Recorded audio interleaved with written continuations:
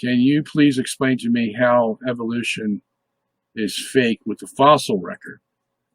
Um, because there is no fossil record that has any of the transitional forms that evolution needs. Okay, the fossil. I mean, they admit it themselves. The evolutionists, was it Stephen Gould back in 1980, had at the Chicago Convention, said that he and Niles Eldredge, his partner in crime, have given up on finding transitional forms in the fossil record. 1980. So what was his solution? He says, well, I suggest we believe in punctuated equilibrium. And that's just a fancy word for saying that the transitional fossils, there are none. And so the next stage of development just sort of punctuated itself into nature all by itself.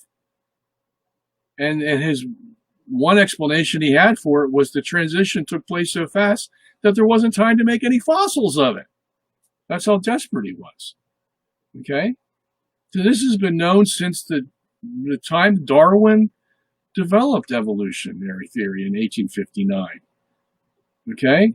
It was all dependent on what we find in the fossil record. And if you don't find any transitional forms, and they have to be abundant, you know, because some people say, oh, well, they found a transitional form over here in Australia one day. And no, there has to be an abundance of transitional forms for evolution to be accepted.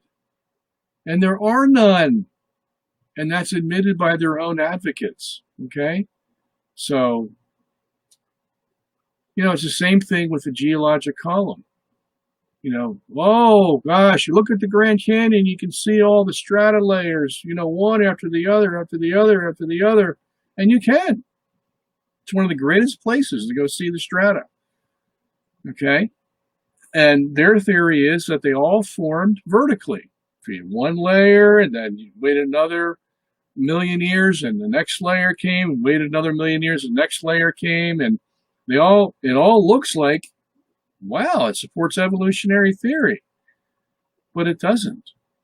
Because you can make those layers in a matter of weeks or months if you have the right water flow. And those layers are made both vertically and horizontally, not just horizontally. That's what they found in empirical experiments that, you know, they have done with water flows and particles for the last 50 years. So we know the geologic column is all bumped too. Okay? There's nothing to hang your hat on with evolution. Okay? All right.